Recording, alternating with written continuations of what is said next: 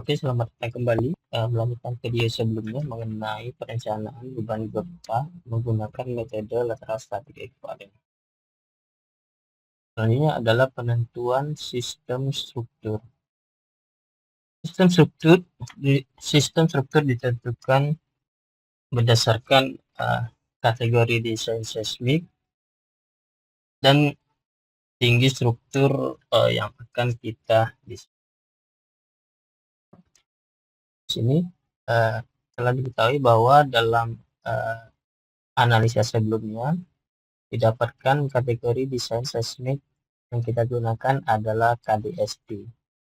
Nah, di sini kita akan mendesain struktur perkantoran. Ini saya sudah punya contohnya. Kita ambil contoh desain struktur beton bertulang. 1, 2, 3, 4, 5, 6, 10 lantai. Dengan jarak dengan tinggi per lantainya itu bisa lihat di sini, lantai pertama 4,5 dan lantai selanjutnya itu 3,7, sehingga tinggi bangunan secara total itu 37,8. Nah, di sini kita lihat untuk tinggi bangunan 37,8, sistem struktur apa yang bisa digunakan. Ini kita menggunakan sistem struktur beton bertulang. Di sini kita menggunakan dalam arah X itu kita menggunakan sistem rangka pemikul momen. Bisa kita lihat di sini.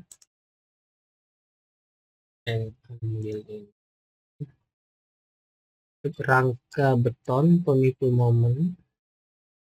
Di sini terdapat 3 sistem struktur. Ada sistem rangka pemikul momen khusus, sistem rangka pemikul momen menengas, dan sistem rangka pemikul momen biasa. Jadi mari kita lihat.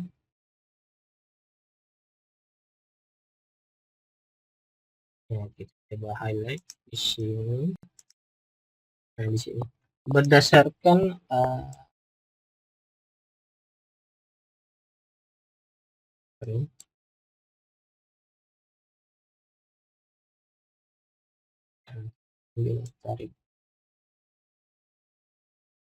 berdasarkan kategori desain seismik yang kita gunakan serta sistem struktur beton bertulang, bisa kita lihat bahwa sistem struktur yang diizinkan atau diperbolehkan adalah sistem struktur rangka pemikul momen khusus, di mana nilai R di sini koefisien modifikasi respon itu 8, nilai omega atau faktor kuat lebih adalah 3, serta nilai faktor perbesaran torsi CD itu 5,5. Jadi kita menggunakan sistem rangka pemikul momen khusus. Kita lihat kembali skema struktur yang akan kita gunakan. Yang di sini. Jadi dalam arah X itu kita menggunakan sistem rangka pemikul momen khusus. Sedangkan dalam arah Y, karena di sini terdapat shear wall, jadi kita menggunakan kombinasi dari sistem rangka pemikul momen khusus dan sistem dinding struktural khusus. Kita lihat untuk sistem ganda itu kita lagi dan kita tarik berdasarkan KDS.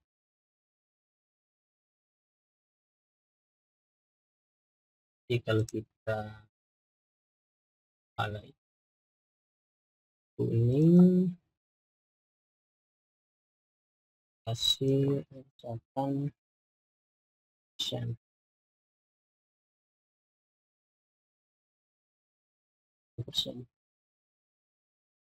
Oke.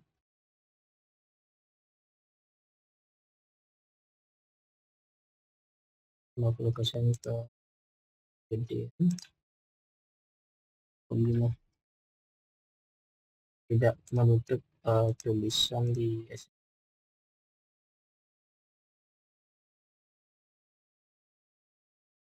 nah di sini.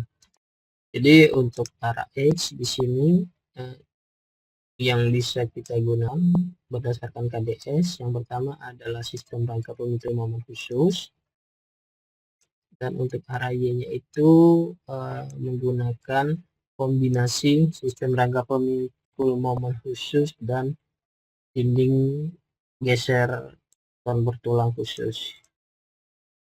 Untuk nilai parameter gempa atau faktor RCD omega bisa dilihat berdasarkan tabel 12 ini.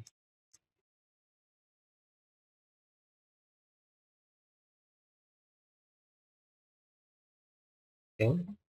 Sini juga sudah saya buat mencapai besar. Nah, di sini sistem struktur yang bisa digunakan di sini saya buat beberapa sistem yang aman digunakan. Ada sistem rangka pemikul momen khusus untuk beton bertulang, untuk baja kita ikut sedikit.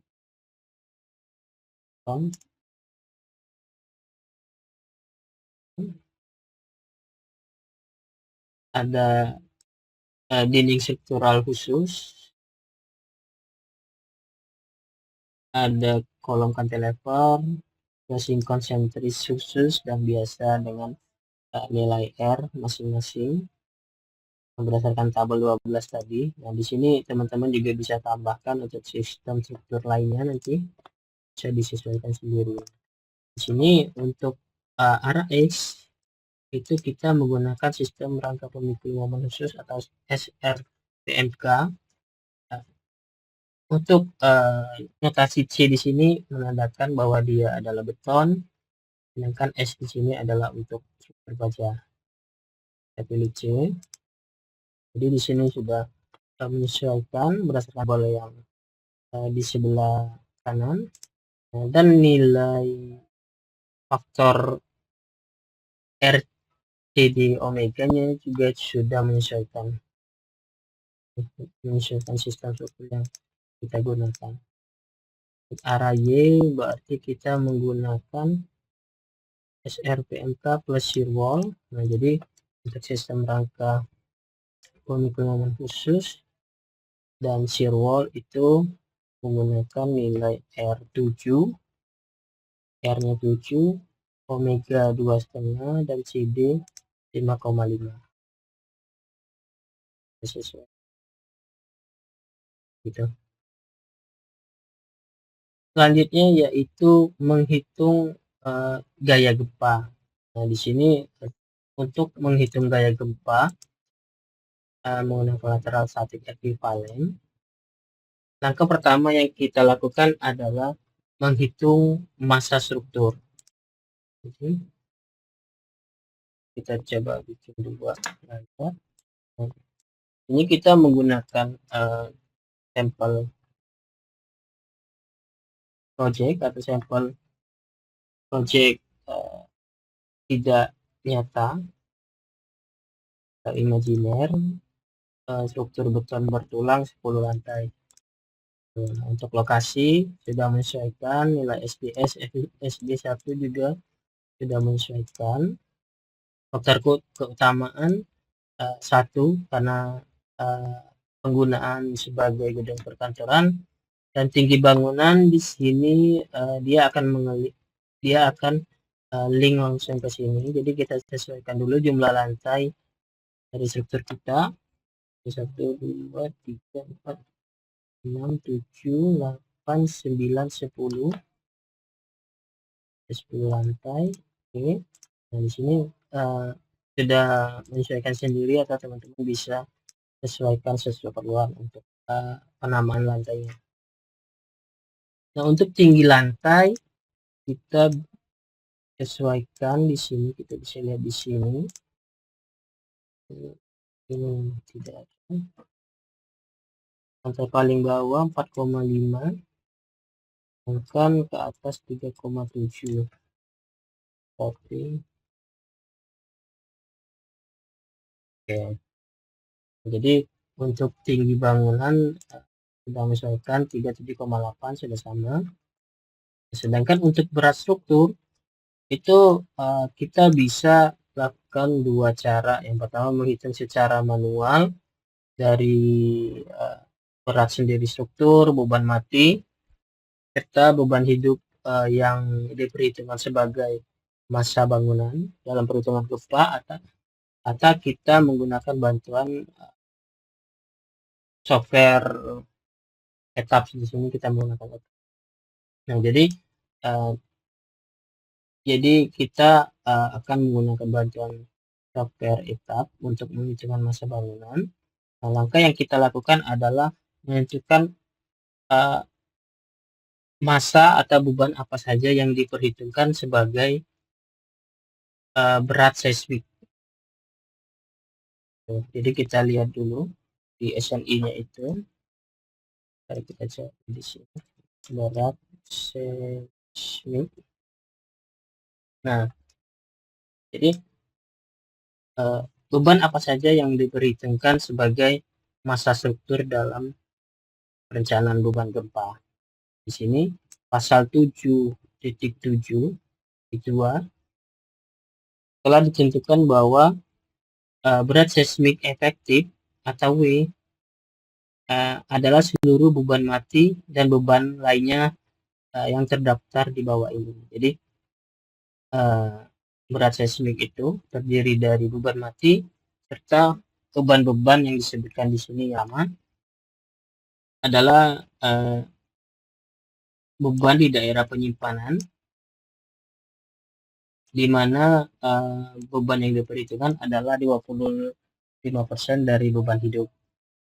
Nah, beban hidup yang diperhitungkan di sini adalah beban hidup yang lebih besar dari 4,79 atau sekitar 500 kg per meter persegi. Jadi beban hidup yang diperhitungkan adalah beban-beban yang sifatnya tetap dan besar dari 500 kg per meter persegi.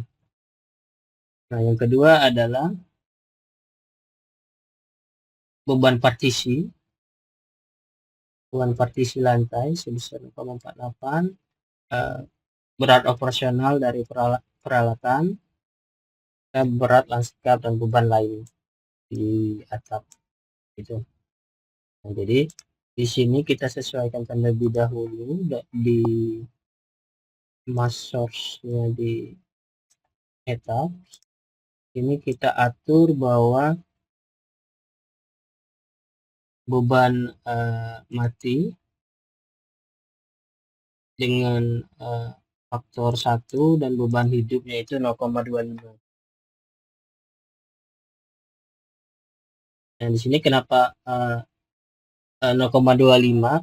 Karena kita asumsi beban-beban hidup di di struktur kita itu lebih dari 500 kg per meter persegi.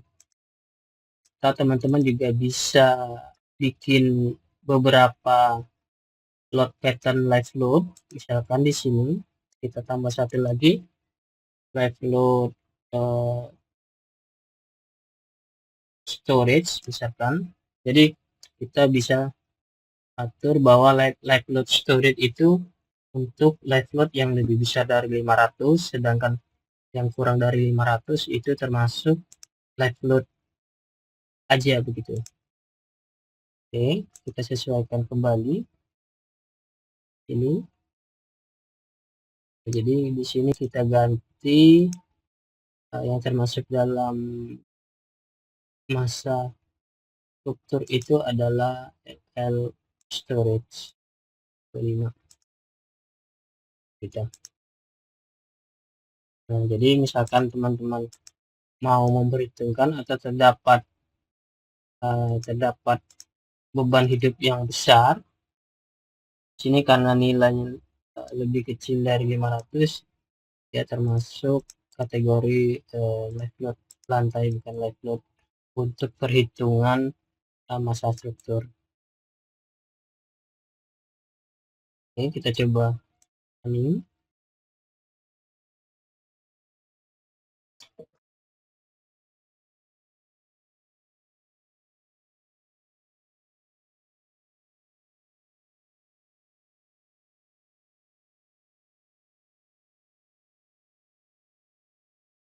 Dan sudah selesai.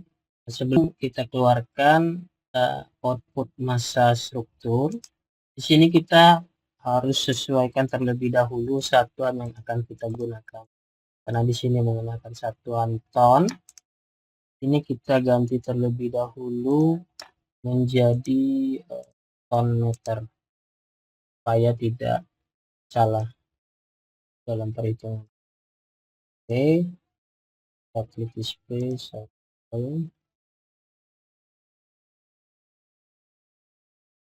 Nah, di sini data by story. Ini udah keluar untuk lantai atap. 1, 2, 3, 4, 6. Dan kita keluar. Di sini saya sudah siapkan.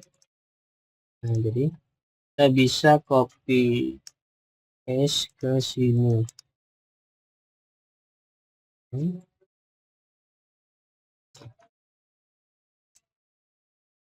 Lalu kita bisa sesuaikan, misalkan di sini kita bisa ganti menjadi link ke sini. Oke, kita paste formula.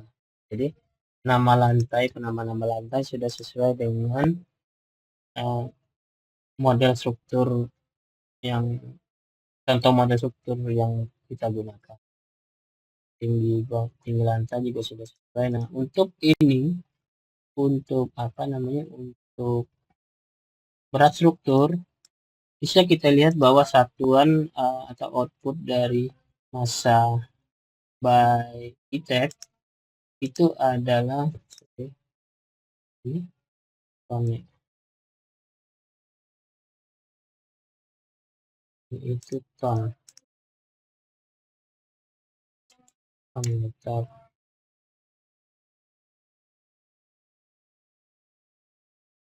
Katanya adalah ton dikali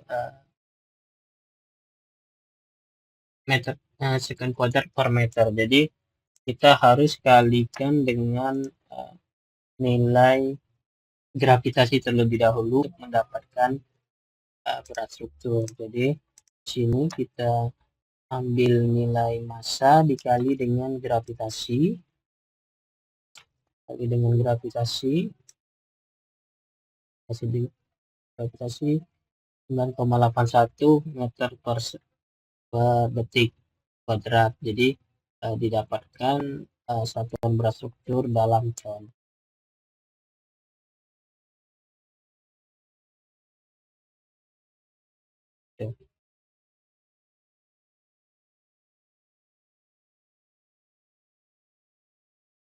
Nah, sudah didapatkan berat struktur. Hanya saja di sini di output software atau output ITEC itu untuk lantai 2 dan base perhitungan massa struktur dilakukan adalah setengah tinggi lantai yang bersangkutan ke bawah dan setengah tinggi lantai ke atas. Jadi untuk lantai dasar itu kita harus perhitungkan full. Jadi satu lantai ditambah dengan setengah lantai ke atas. Jadi di sini kita harus modifikasi formulanya. Ini ditambah dengan setengah lantai di base. Oke, setelah massa struktur kita input, di sini bisa kita lihat bahwa total berat struktur atau W-nya itu sebesar 4256 tol.